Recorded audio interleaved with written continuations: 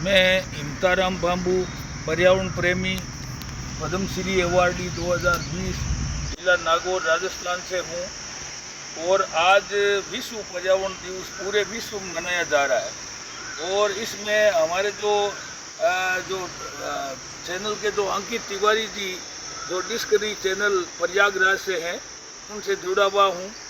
और जो पर्यावरण के बारे में जो आज जो चर्चा हो रही है इसमें मैं आपको बताऊं कि इस पर्यावरण की जो चिंता आज पूरे विश्व के वैज्ञानिकों को है। आज स्थिति ये हो रही है कि जगह जगह जो जंगल कट रहे हैं, जंगलों में आग लग रही है और इसका जो जलवायु परिवर्तन हो रहा है, ग्लोबल वार्मिंग हो रहा है और जो आज धरती पर बहुत बड़ा नुकसान हो रहा है। इसके लिए क्या है कि हम लोगों को सबको ज़्यादा से ज़्यादा पेड़ लगाना चाहिए और पर्यावरण को बचाना चाहिए और पर्यावरण की रक्षा करनी चाहिए। तो मैं आपको बताऊं 7 जय पर हम जो लोग जब काम करते हैं, जल है तो जंगल है, जंगल है तो जीव है, जीव है तो ज़मीन है, ज़मीन है तो जैविक है, जैविक है तो जलवायु है और जलवायु, ये सब जय बचेंगे तो हमारा जीवन बचेगा। इसलिए मानव मात्र को चाहिए कि जब एक बच्चा जन्म लेता है तो 80 साल तक वो आदमी 15.5 करोड़ रुपए की ऑक्सीजन लेता है। तो ये ऑक्सीजन नहीं बचेगी तो ये जो तो आदमी बच कैसे सकेगा। मानव मात्र को चाहिए कि वो प्रत्येक वर्ष अपने जन्मदिन पर एक पौधा लगाए और उनको बड़ा करे। तो तभी तो क्या है कि ये हमारा जो पर्यावरण है जो बचेगा। क्योंकि ये जो प्रकृति के साथ जो खिलवाड़ हुआ है, इस प्रकृति के जो इस धरती के अंदर कुछ नहीं छोड़ा, सारा का सारा जो अब क्या है कि आप देखो कि जो वैज्ञानिकों ने जो ज़मीन से जो पानी खींचने के लिए बड़ी बड़ी मशीनें बना दी और जो ज़मीन में कुछ नहीं छोड़ा, तो आसमान से पानी खींचने के लिए मशीनें कहाँ है। वो तो केवल एक पेड़ ही है। जहाँ ज़्यादा हरियाली होगी तो ज़्यादा बरसात होगी। तो इसलिए आज विश्व पर्यावरण दिवस पर मैं सबको बधाई देते हुए, शुभकामना देते हुए ये अपील करता हूँ कि अपने जन्मदिन पर प्रत्येक वर्ष एक एक पौधा लगा करके, 80 साल जीवित रहता तो 80 पौधे लगा करके तो जब ये इनको पेड़ बनाया जाए तभी तो यह हमारा पर्यावरण बचेगा। मैं अभी 22 मई को राष्ट्रपति भवन गया था और महामहिम राष्ट्रपति जी से मिला। तो राष्ट्रपति जी ने कहा कि मेरे जो पिताजी थे जब एक लकड़ी की जो एक घंटी बांध करके लाते थे और उनको नीचे रख करके उनको नमस्कार करते थे और मैं इनको पूछती थी भाई इस लकड़ी को नमस्कार करने से क्या फ़ायदा है।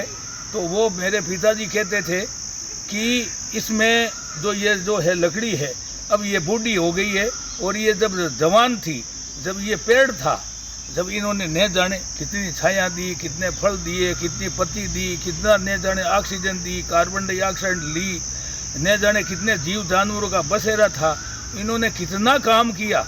अब ये बूढ़ी हो गई है तो इसको तो क्या है कि ये जीवन जन्म से लेकर के मृत्यु तक लकड़ी की आवश्यकता रहती है।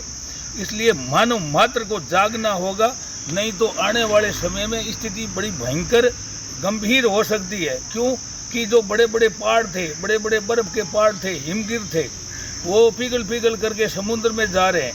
और आने वाले समय में अगर ऐसा ही चलता रहा तो समुद्र का जल स्तर बढ़ेगा, जल स्तर बढ़ेगा तो समुद्र के पास जितने भी शहर हैं वो कभी ऐसी स्थिति हुई तो पानी के नीचे आ सकते हैं।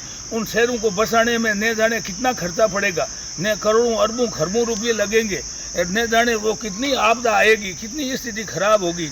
इसलिए क्या है कि ये जो जलवायु परिवर्तन हुआ है, ग्लोबल वार्मिंग हुआ है और जो बड़े बड़े पहाड़ थे बर्फ़ के वो पिघल कर समुद्र में जा रहे हैं, तो इससे जो बहुत बड़ा भारी नुकसान हो रहा है। और जो विकास तो क्या है कि ये हो गया बहुत ज़्यादा, जनसंख्या बढ़ रही है। जनसंख्या पहले 120 करोड़ थी, 30 करोड़ थी, 40 करोड़ थी, अब 150 करोड़ के लगभग पहुंच गई है। तो इसलिए मानव मात्र को जागना होगा। प्रत्येक आदमी के लिए अनिवार्य कर दिया जाए एक एक पौधा लगा करके उनको बड़ा करें, तभी तो ऑक्सीजन मिलेगी। न जाने एक आदमी कितने पेड़ों का खात्मा कर देता है जीवन में, न जाने कितने फर्नीचर चाहिए, कितने कुछ और चाहिए, कितने और चाहिए। जन्म से लेकर के मृत्यु तक एक पेड़ का जाते जाते खात्मा कर देता है। तो अगर पेड़ लगाई गई कहाँ, तो कहाँ से ऑक्सीजन आएगी, कहाँ से जो जो ये बचेगा सारा मामला, तो इस प्रकृति के साथ बहुत बड़ा भारी खिलवाड़ हुआ है। एंकार के शिखर पर बैठ करके मानव मात्र ने बहुत बड़ा इस प्रकृति के साथ नुकसान किया है। इसलिए मैं तो कहूँ इसको जो अगर नहीं चाहते तो हमें भोगना पड़ेगा। मैं तो कहूँ अगर 2030-40 तक हम नहीं चाहते तो 56 डिग्री तक तापमान बढ़ेगा, शारीरिक काम रात को होंगे, बाजार रात को खुलेगा, कोर्ट कचहरी रात को खुलेगी, और न जाने स्थिति ये हो सकती है कि जो पानी की कमी पड़ जाएगी, जल की कमी पड़ेगी। आपको 5 लीटर पानी मिलेगा राशन की दुकान की तरह, क्या आप उस पानी से नहा पाओगे, अपना प्यास बुझा जाओगे, अपना जीवन बचा पाओगे? तो इसलिए आज विश्व पर्यावरण दिवस पर बात तो बड़ी कड़वी है, पर आज पूरे विश्व के वैज्ञानिक चिंतित हैं।